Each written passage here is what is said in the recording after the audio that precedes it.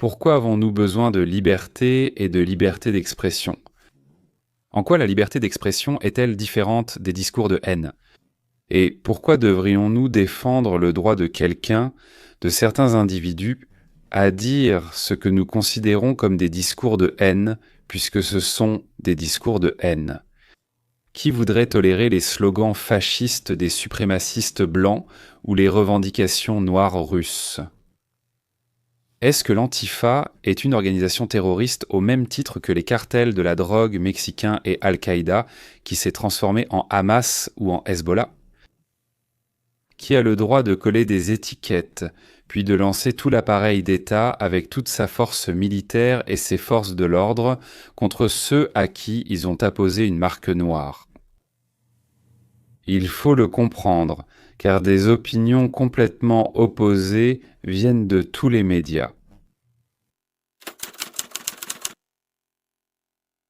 L'ancien seul homme honnête, l'honnête et respectable sénateur démocrate de Virginie-Occidentale, Joe Manchin, a quitté le Sénat, il a quitté le parti. Beaucoup le voyaient, en fait, comme un candidat à la présidence. Mais il a dit « Je voulais que les républicains gagnent en 2024 ». Pourquoi? On l'écoute. Qui, en fait, a arrêté plusieurs initiatives répugnantes du Parti démocrate comme ce mol fasciste. Il y a aussi une autre sénatrice, une sénatrice de l'Arizona, également démocrate, Christie Sinema, Christa ou Christie Sinema. Ils ont quitté le Parti démocrate et sont devenus indépendants. Bienvenue à nouveau. L'ex-sénateur de Virginie-Occidentale, Joe Manchin, évoque ses années sous Biden, affirmant que les démocrates cherchaient le pouvoir politique. L'ancien démocrate devenu indépendant a déclaré « À cause de ce que je savais et de ce que j'ai vu. Je voulais que les républicains gagnent la majorité au Sénat en 2024, pensant que c'était le seul espoir de préserver cette institution. Je pense que si les républicains dirigeaient, ils défendraient l'obstruction parlementaire, dernier rempart contre une domination partisane. Je suis actuellement accompagné de l'ancien sénateur de Virginie-Occidentale, Joe Manchin. Joe, ravi de vous voir. Merci d'être venu ce matin. Heureuse d'être avec vous, Maria. Eh bien, cela a dû être un vrai soulagement. Parlez-nous de ce que vous avez ressenti ces dernières années. Oui, j'ai observé cela de près. Et quand Chuck Schumer a essentiellement dit qu'il voulait se débarrasser du filibuster, c'était moi et Kirsten Sinema qui avons refusé de le faire. S'en débarrasser en 2021, et alors tout a changé. Ils ont dû travailler avec l'autre camp. Le Sénat est essentiellement conçu pour que la minorité puisse avoir de l'influence, alors que la Chambre des représentants ne l'est pas. Ils fonctionnent sur la base d'une supériorité pure, je veux dire une simple majorité de 218. Faites ce que vous voulez, que vous contrôliez démocrate ou républicain. Le Sénat a toujours été ainsi. Vous créez une situation, puis vous la calmez. Je mettrai en garde mes amis républicains. Ils m'ont tous promis avant mon départ qu'ils ne se débarrasseraient jamais de l'obstruction parlementaire, mais maintenant, ils essaient de la saper petit à petit. Soyons prudents, car tout finit toujours par recommencer. J'espère que nous pourrons garder le Sénat principalement dans un esprit bipartite, que nous devons travailler ensemble. Cette attaque furieuse doit être calmée. Elle ne peut continuer. Maria, il n'y a qu'une seule personne qui, à mon avis, peut nous donner le ton en ce moment, et c'est notre président, le président Donald Trump. Je demande au président Trump d'être le consolateur de la nation. Nous avons besoin que le commandant en chef apaise la situation, préserve l'unité du pays et évite toute division supplémentaire. Manchin et Sinema n'ont pas permis aux démocrates d'usurper le plein pouvoir au Sénat. Joe a fait le tour de ses collègues républicains avant le vote et a obtenu leur promesse que le Parti républicain ne changerait pas les règles du Sénat afin d'obtenir le plein pouvoir.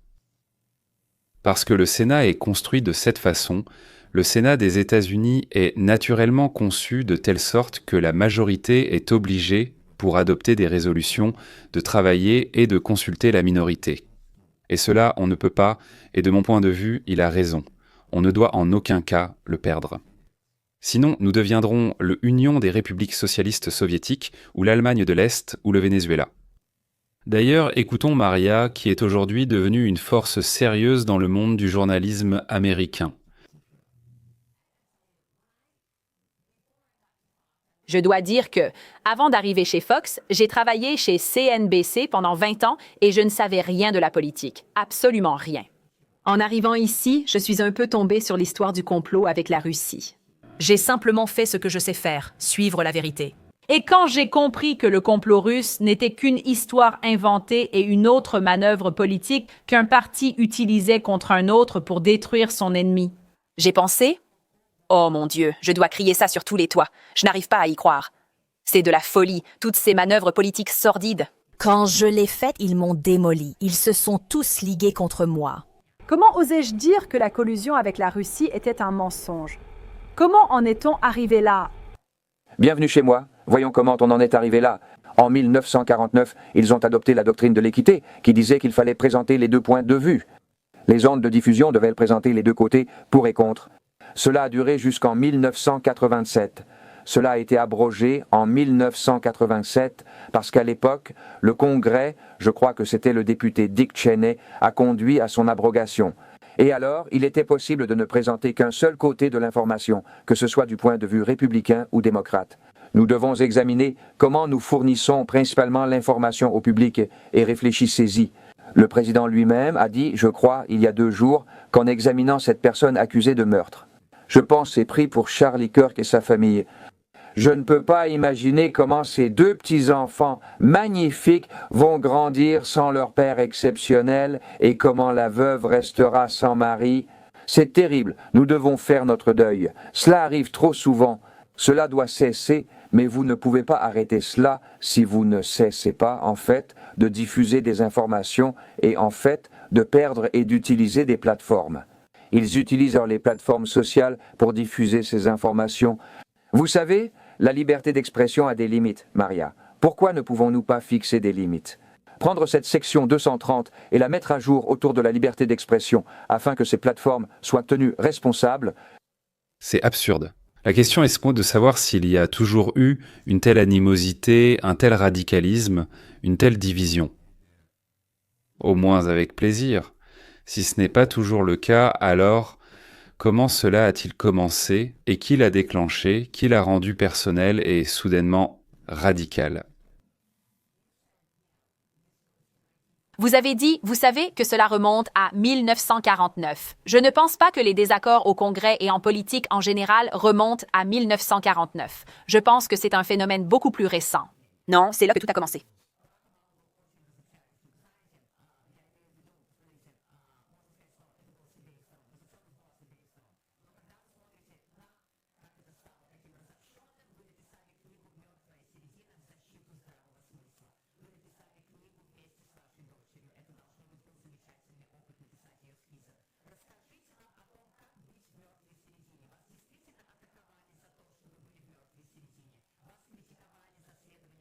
Par principe.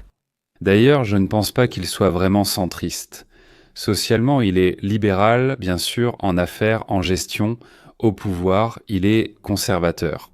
Mais il veut créer un nouveau parti. Et il se positionne au centre pour que ceux qui ne sont satisfaits ni d'un côté ni de l'autre puissent point le rejoindre.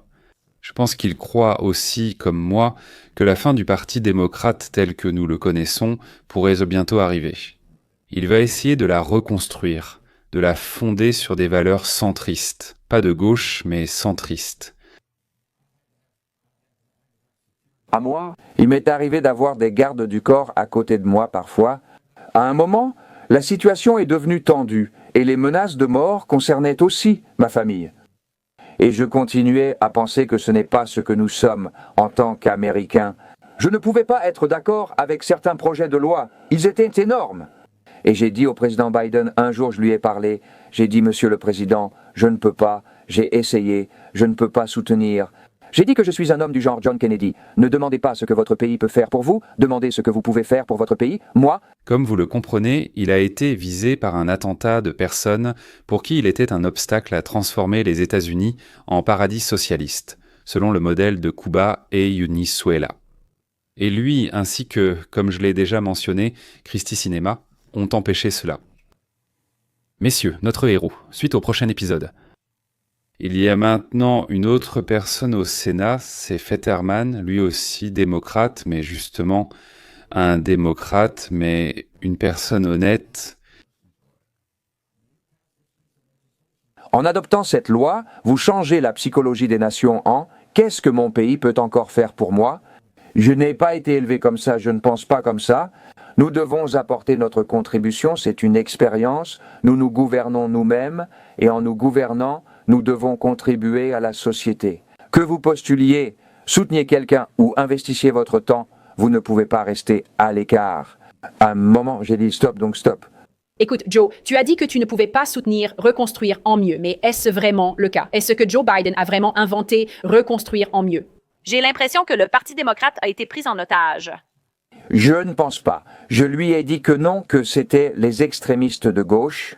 J'ai souvent dit au président, oui, monsieur le président, votre équipe vous tire tellement à gauche que vous ne savez plus qui vous êtes. Je le connais depuis longtemps, c'est un homme bien. On pouvait toujours s'entendre ou négocier avec Joe Biden, que ce soit sénateur ou vice-président. À ce poste, son équipe l'a tellement poussé à gauche que c'en était méconnaissable. Je lui ai dit et j'ai pensé que j'aimais bien les deux côtés. Les républicains, mes chers amis, ont d'excellentes idées et je veux collaborer avec eux. J'accueille aussi les démocrates.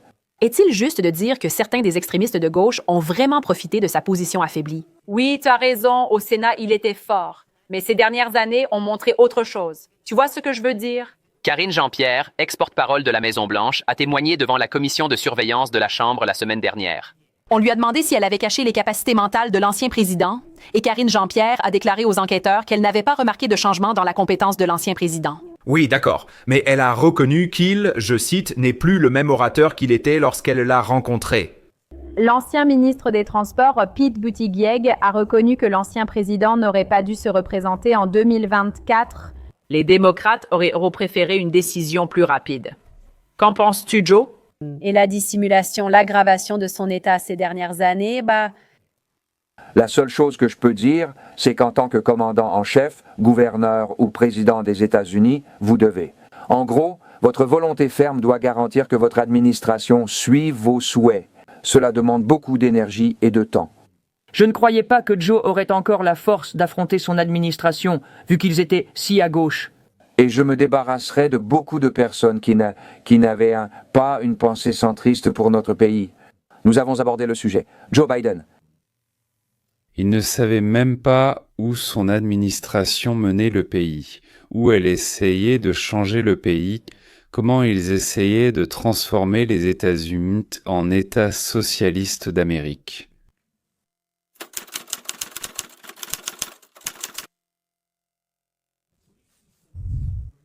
Donc, quand vous voyez quelqu'un célébrer le meurtre de Charlie, condamnez-les en enfer, appelez leur employeur. Nous rejetons la violence politique et croyons à la courtoisie, qui exclut de célébrer un assassinat politique. C'était le vice-président des États-Unis, J.D. Vance, qui appelait à dénoncer ceux qui se réjouissaient de l'assassinat de Charlie Kirk. Moi, honnêtement, ça m'a mis mal à l'aise. Peut-être parce qu'il y a, disons, une expérience pas tout à fait positive. Mais les paroles de Vance ont conduit au début d'un dialogue sur la liberté d'expression, ce qui est en fait très important, sur la liberté de parole et d'association. Je parle de ce que la gauche appelle des discours de haine, qui seraient soi-disant interdits et devraient être poursuivis. Mais qui va déterminer ce qu'est un discours de haine et ce qui ne l'est pas? Ce sont eux-mêmes qui décident. Selon le principe, oui, nous avons dit la même chose que vous, mais nos propos étaient positifs, alors que les vôtres relevaient du discours de haine. Ces commentaires ont suivi des actions d'entreprise contre des employés pour leurs déclarations sur le meurtre de Kirk. MSNBC a rompu ses liens avec l'analyste Mathieu Daoud mercredi dernier après qu'il a suggéré à l'antenne que la rhétorique de Kirk avait conduit à sa mort. Dans une déclaration, les dirigeants de la société mère Comcast ont déclaré que Daoud avait fait, je cite, « une remarque inacceptable et insensible à propos de cet événement horrible ». Question. Peut-on mettre un employé à la porte simplement parce qu'il exprime son opinion?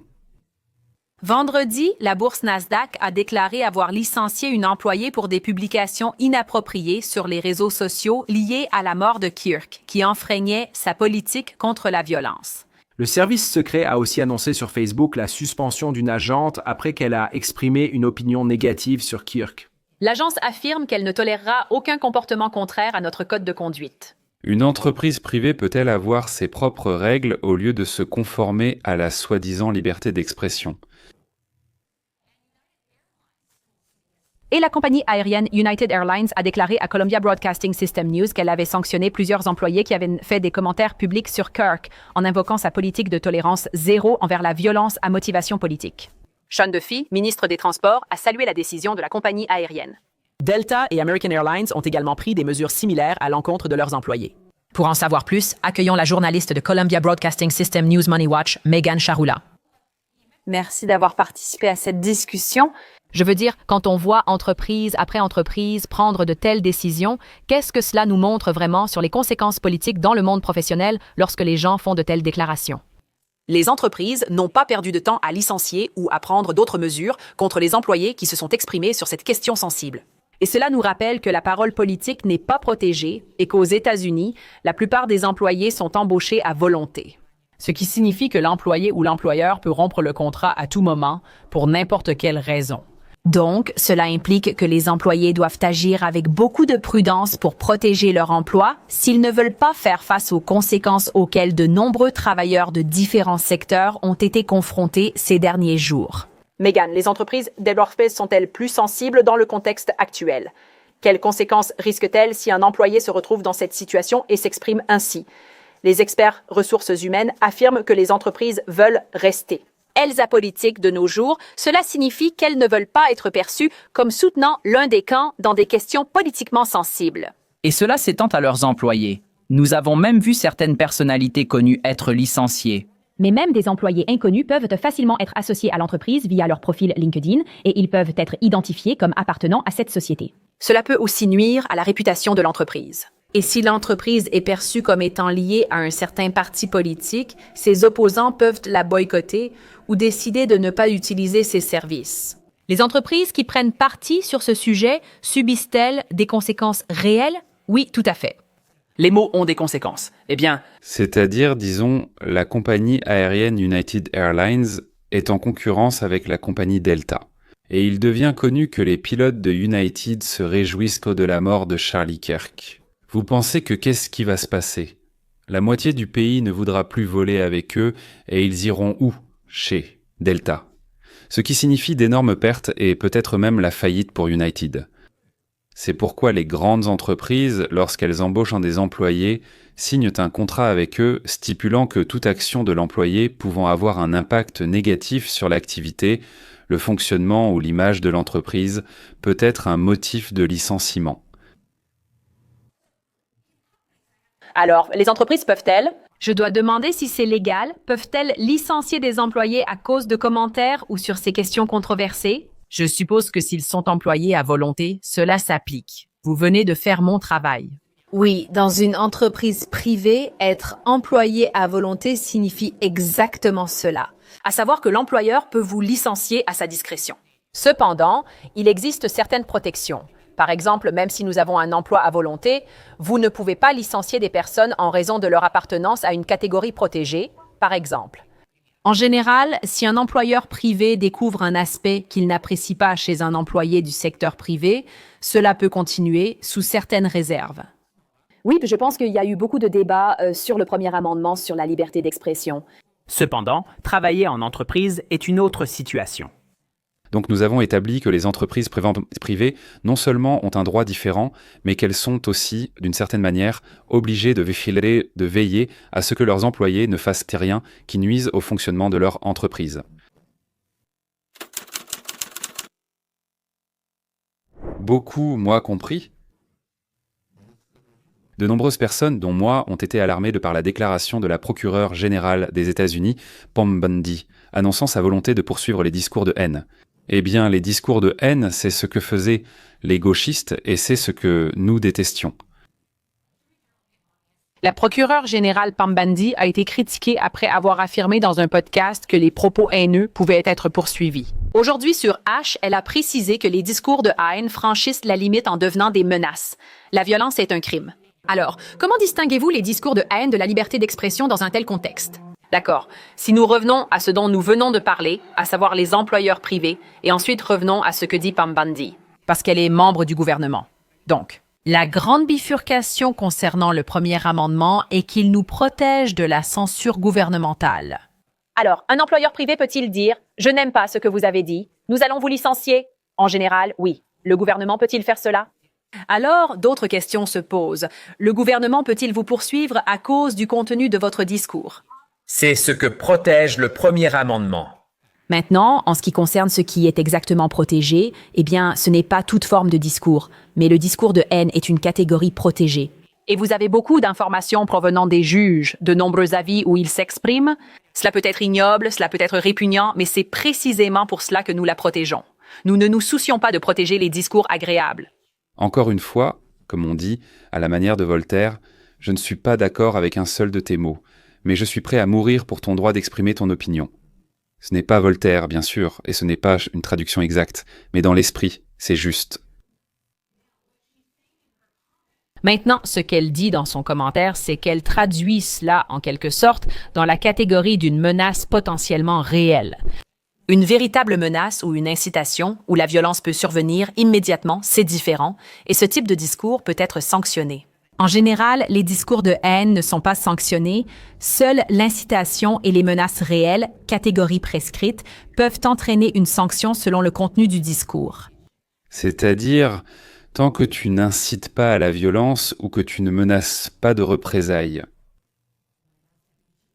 Le chef adjoint du cabinet de la Maison-Blanche, Stephen Miller, a promis d'employer les forces de l'ordre contre les Américains qui se moquèrent de la mort de Kirk, qualifiant cela de terrorisme intérieur. Nous ne vivrons pas dans la peur, mais vous serez en exil, car la force des forces de l'ordre dirigée par le président Trump vous retrouvera. Nous l'utiliserons pour vous prendre votre argent, votre pouvoir et, si vous enfreignez la loi, votre liberté.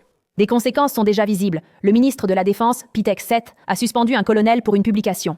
Il a critiqué Kirk après sa mort et affirmé que le Pentagone surveille de près les réactions qui célèbrent ou se moquent de la mort de Kirk, ajoutant qu'ils réagiront immédiatement.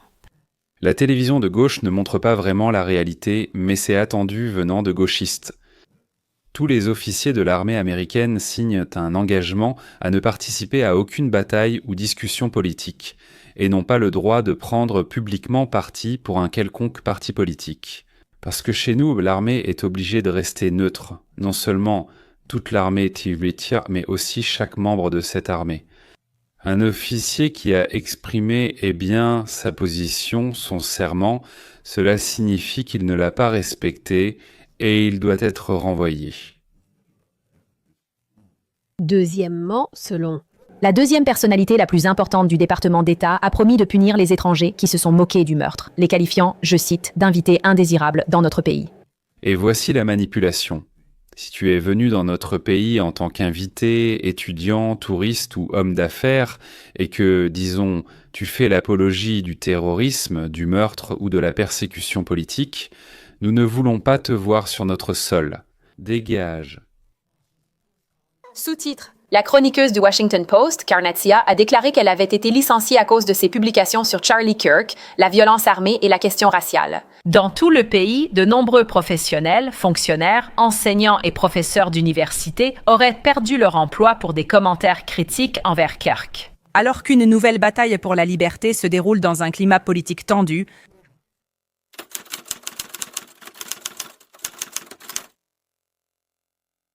Des mots.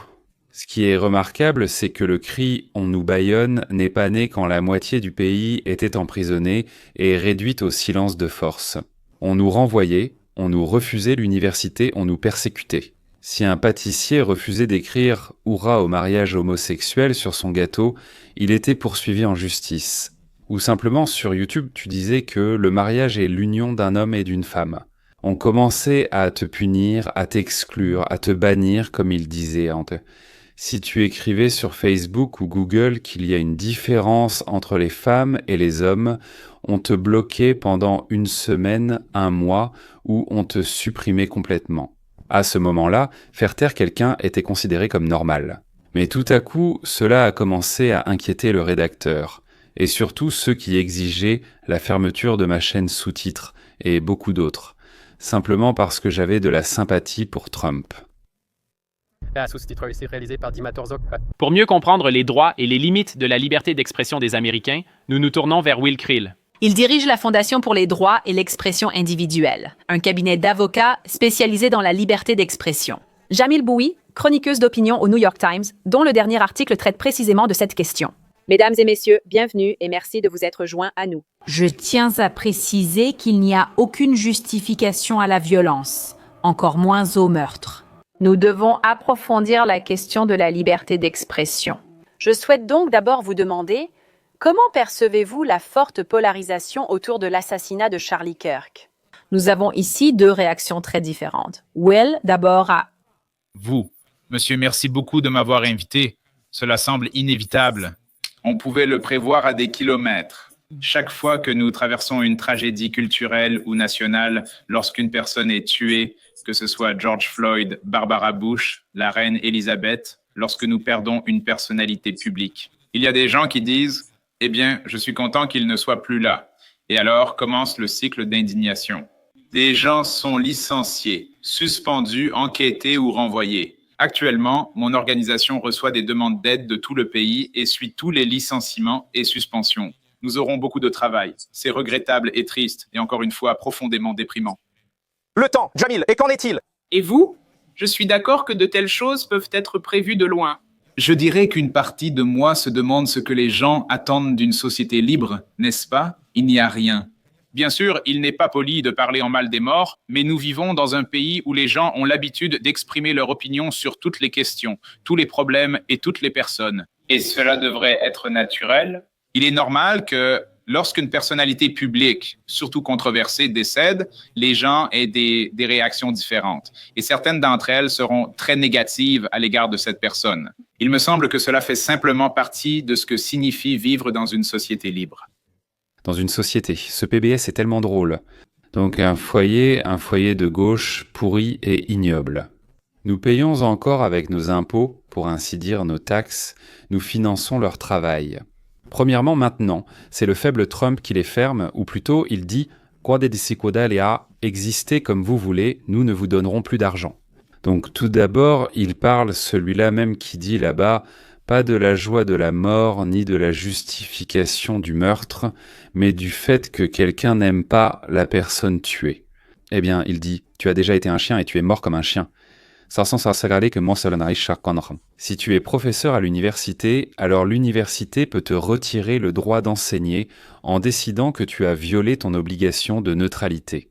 Et peut-être même te licencier pour que tu ne ternisses pas leur réputation, que tu ne salisses pas leur nom. Si tu es présentateur à la télévision, alors tes patrons peuvent décider que tu nuis à la perception de leur programme par les téléspectateurs et te licencier. Mais alors, pourquoi aucun des deux n'a jamais rien dit, quand ils ont été opprimés pendant 4 dentes? Nous, quand on nous a expulsés des réseaux sociaux, de la télévision, de la radio, des universités, des écoles et de tout, même du sport, à ce moment-là, tu étais banni. À cette époque, juste parce que tu avais parlé, seules les femmes doivent participer au sport non féminin. Ce n'est pas un appel à la violence, n'est-ce pas? Je ne pense pas. Ce n'est pas pour exciter la foule, pour provoquer un pogrom ou attiser les passions. C'est une opinion. On nous a virés et eux sur PBS et sur d'autres chaînes, ils se taisaient parce que quand on nous a virés, ce PBS ne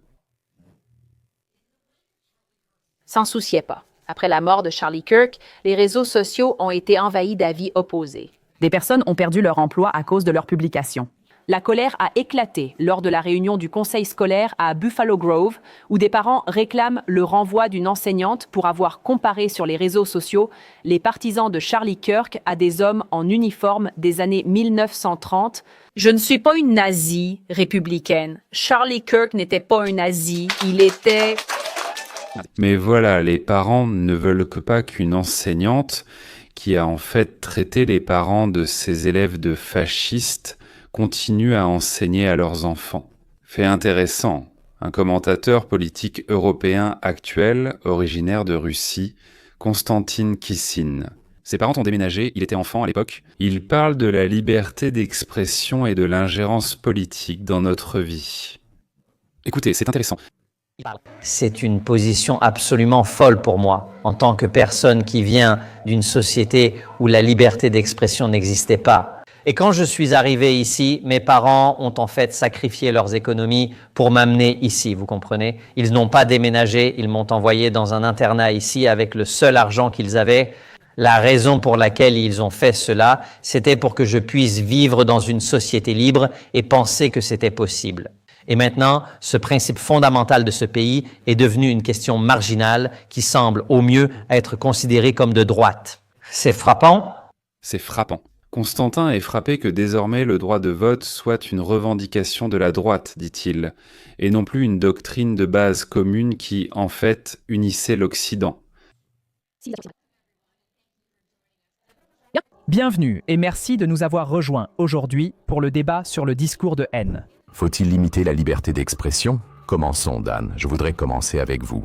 On vous a traité de tueurs de la liberté d'expression et d'amateurs de voyage. Et je pense que nous avons besoin d'une idée plus précise, ou du moins d'une représentation plus juste. Quelle est votre position sur la question de la liberté d'expression? Qu'est-ce qui s'est passé dans votre vie personnelle? Qu'est-ce qui vous a amené à de telles conclusions et vous a poussé à faire le travail que vous faites? En ce moment, merci beaucoup, c'est un titre merveilleux, j'apprécie vraiment cela. Je ne sais pas si je le mérite.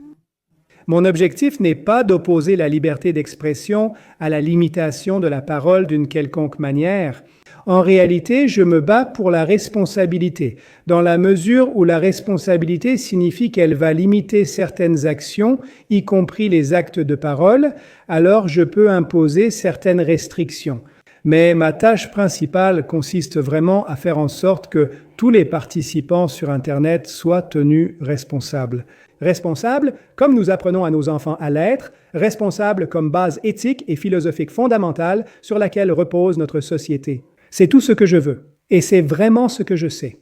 Si cela me met parfois en opposition avec la liberté d'expression, et parfois non, à votre surprise, je peux vivre avec ça. Je suis certain qu'il le faut. Ivan indiquera clairement nos points de désaccord. Mais souvenez-vous, je ne suis pas contre la parole ni la liberté d'expression, mais je suis pour... Une position totalement incompréhensible pour moi. On peut dire ce qu'on veut, mais il faudra en répondre. C'est-à-dire parle, mais ensuite tu devras en assumer les conséquences. Qu'est-ce que cela signifie? À mon avis, c'est une punition, à mon avis, c'est de la censure, à mon avis, c'est... de la persécution, que la véritable liberté d'expression est assez forte pour s'appliquer même aux idées que d'autres considèrent haïssables. De mon point de vue, c'est tout à fait vrai. Si tu commençais à penser que c'était un discours de haine, alors quelqu'un dira forcément que cela le blesse. Et donc, il faut l'interdire, c'est logique. Et alors, vous commencez à interdire cette chose. Staline pensait que toute remarque négative à son égard devait être poursuivie. Sous Hitler, il était interdit de demander l'égalité des droits pour les Juifs. Tout dirigeant veut stopper toute dissidence et toute critique négative à son égard. Alors, c'est pourquoi je partage les objectifs de Dan. Je ne suis tout simplement pas du tout d'accord avec l'idée que la censure ne soit pas un moyen efficace ou approprié pour promouvoir ces... Voici le point de vue opposé, à savoir que la censure conduit à l'oppression.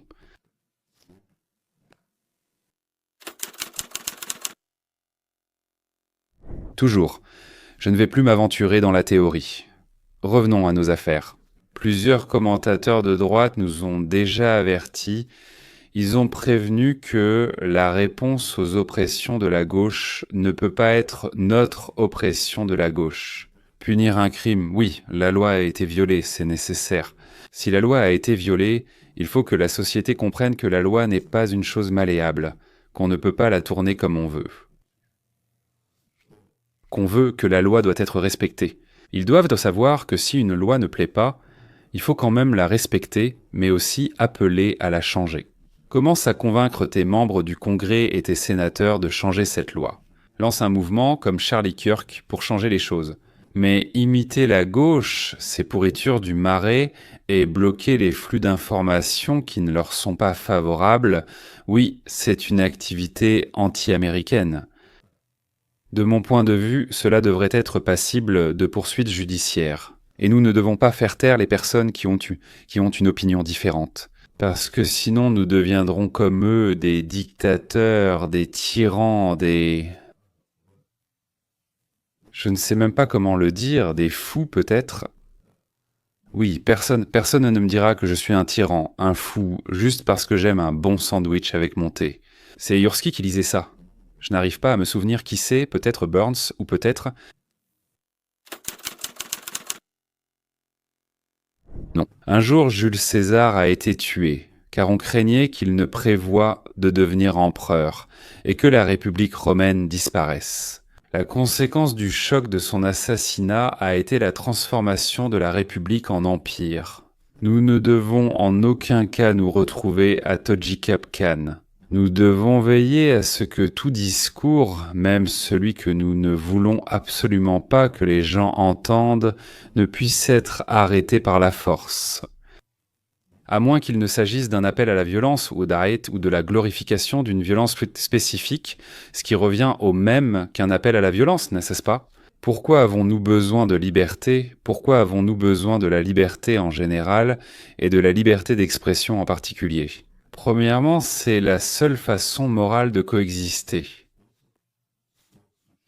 Je vais expliquer maintenant. Laisse ton voisin tranquille, laissez faire, laisse-le en paix. Ne le touche pas, ne l'arrête pas, ne le force pas. Ni toi lui, ni lui toi. Ce n'est pas à la majorité d'arrêter ou de forcer la minorité. Eh bien, appelons ça la démocratie, oui. Non, au contraire, si la minorité exige, arrête la majorité, c'est l'autocratie. Non, même si 99% veut et force 1%, en aucun cas, jamais. Parce que si les droits d'une seule personne sont retirés, même pour le bien de 99,9%, cela mènera forcément à ce qui arrivera ensuite. 98, violant les droits de 2, puis 51, violant les droits de 49. Et c'est parti, ça a commencé à rouler, comme la gravité. Vous savez, une pomme doit toujours tomber vers le sol, pas vers le haut, ni sur le côté, sauf si on la lance, oui, il suffit de la lâcher. Elle ne doit pas tomber sur le côté, ni vers le haut, mais vers le bas. Parce que si une fois ça ne se passe pas comme ça, elle va partir sur le côté en zigzag, oui. Alors, cela veut dire que la gravité, c'est une illusion, donc sa gravité n'existe pas. De la même manière, messieurs, avec la liberté d'expression, s'il n'y a pas de liberté d'expression, une fois elle ne tombera pas vers le bas, mais sur le côté ou vers le haut, et il n'y a pas de liberté d'expression.